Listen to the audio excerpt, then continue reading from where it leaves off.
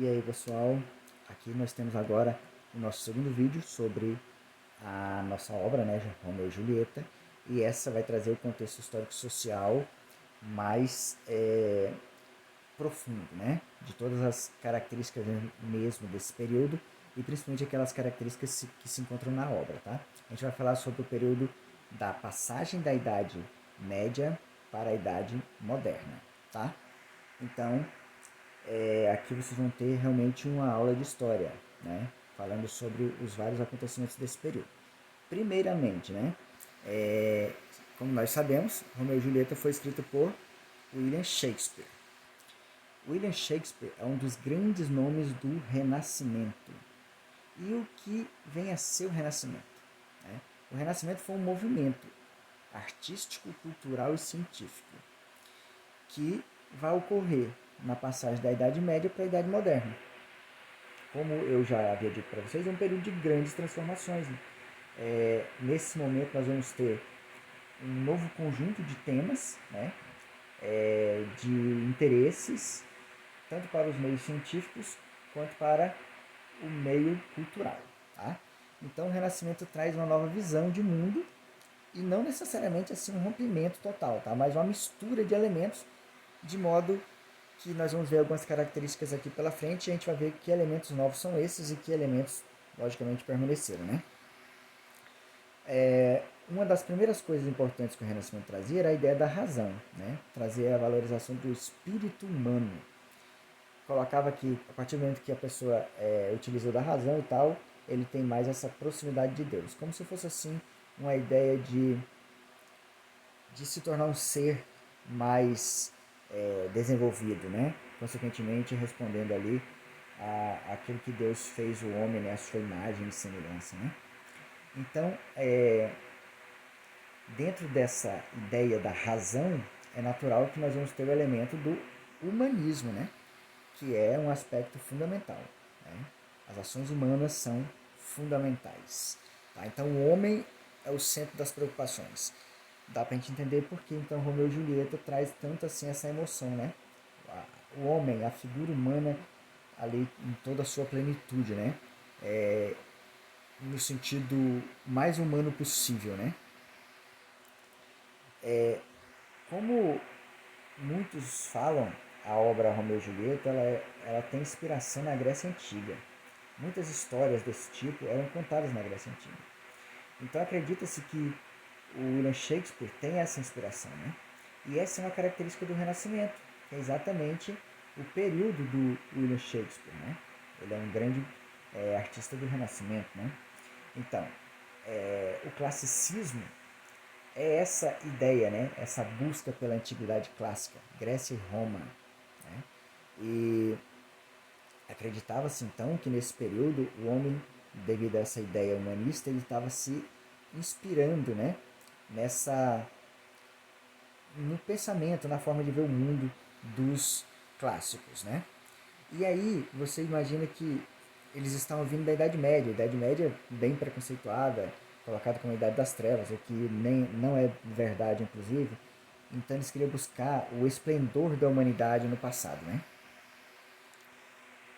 O Renascimento ele tem muito destaque, muito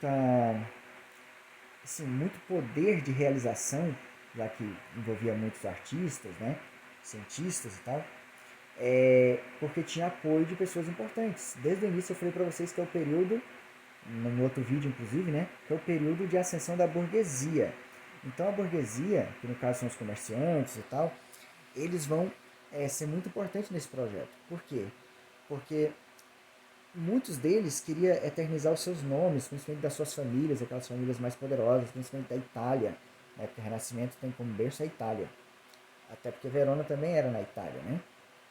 Então eles financiavam, eles ajudavam esses artistas, ou pagavam para os artistas fazerem obras que eternizassem ali aquelas famílias e o seu poder, né? Então, a gente pode dizer que a burguesia foi fundamental nesse processo, né? Que é um processo que vai mais ou menos aí do século XIV ao século XVI. Não é uma data assim muito fácil de definir quando a gente fala de renascimento. Tá? Essas cidades que financiavam, ou as pessoas importantes, muitas vezes a própria Igreja Católica ou o Papa, eles eram chamados de mecenas. Então essas cidades elas praticavam o mecenato, né? Então tinha algumas famílias muito importantes, famílias de governantes inclusive, né? Como os Médici na Itália, né? Os Sforza. E as cidades assim que tinha mais esse desenvolvimento eram as cidades de Gênova, Veneza, porque era o grande centro comercial da Europa, junto com Flandres, né? Florença, Roma e Milão. Então, grandes cidades da Itália. Essas cidades da Itália, cada uma tinha o seu próprio governante. Não era um país unificado igual na Inglaterra, tá? Que tinha um rei absolutista. Na Itália, não. Na Itália, cada região tinha o seu próprio governante. Por isso que na obra fala sobre o príncipe lá de Verona como um todo-poderoso, né? Mas só da cidade dele, certo? Bom, no período da Idade Média, é o período que surgem as universidades. Curiosamente, chamado de Idade das Trevas, mas né, nós chamamos o grande acontecimento que foi esse surgimento aí das universidades.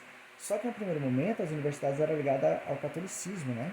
Dogmas religiosos e tal. Só que no seio dessas universidades surgiram pessoas com outros pensamentos que queriam trazer o estudo que eles chamavam de estudos humanos, ou seja, valorizar o ser humano, as suas capacidades e tal, né? E é a partir daí então que surge o humanismo, que eu tinha dito lá no começo, né? Uma das principais características então é, dessa desse período. E esses humanistas eles gostavam de fazer os estudos nas línguas clássicas, o grego e o latim, certo? Então isso é extremamente importante porque eles trazem um novo pensamento, né? E a ideia é ir contra alguns preceitos religiosos, algumas regras religiosas, né? Então estava surgindo aí o movimento humanista dentro do Renascimento. Como esses pensadores buscavam essas línguas clássicas, então eles faziam muito estudo de textos, de livros, de obras desse período também. E automaticamente passava a ter um contato maior com autores, com obras, com pensamentos, principalmente pensamentos filosóficos e tal, ideia de beleza física, né? Que isso era algo contrário ao que a Igreja Católica pensava. Então, a valorização do homem, né? E de modo geral, eles estavam então trabalhando esses autores clássicos da Grécia e de Roma.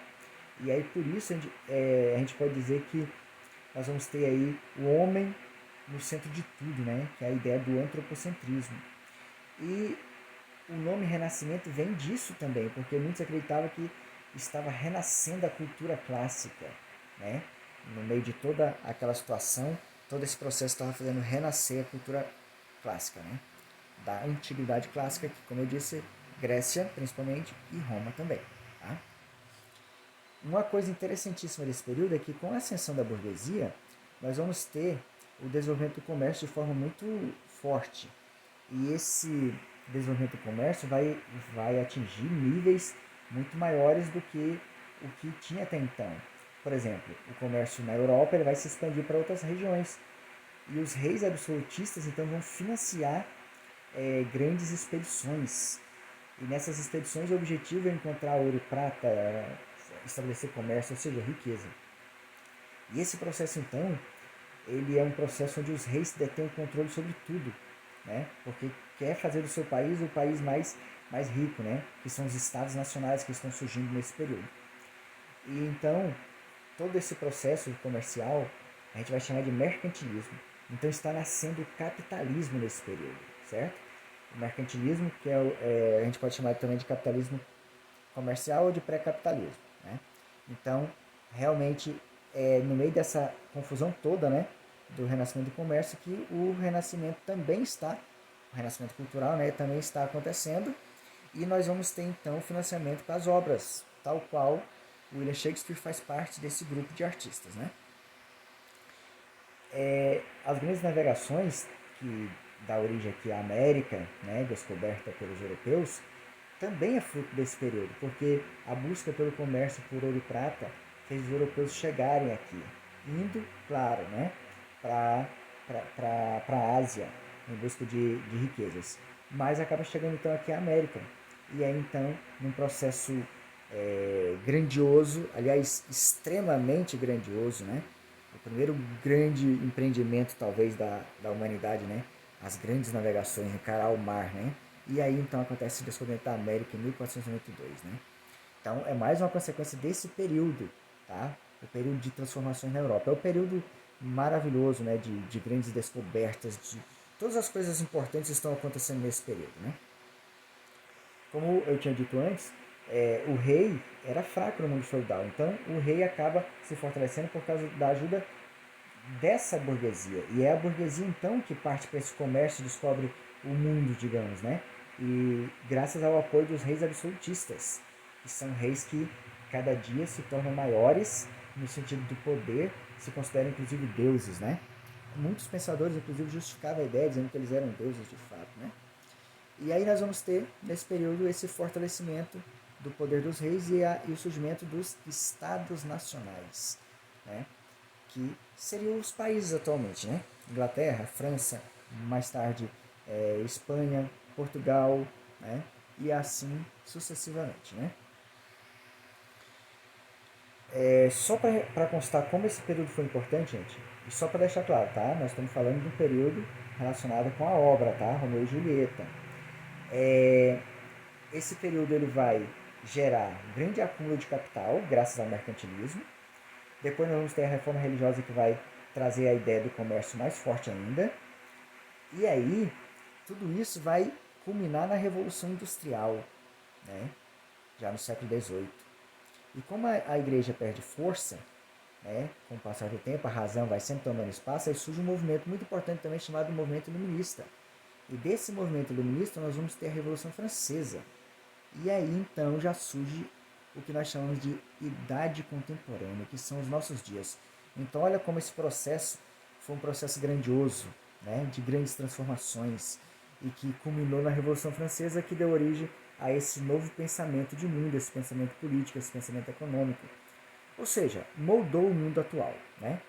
Então é isso, pessoal. Olha como esse contexto é incrivelmente maravilhoso. E é claro que não dá para falar de tudo, porque senão eu ia ficar aqui vários dias, né? Porque a história é incrível, né? Mas é isso, pessoal, tá? Eu espero que vocês tenham pelo menos entendido, tá bom? Valeu, pessoal.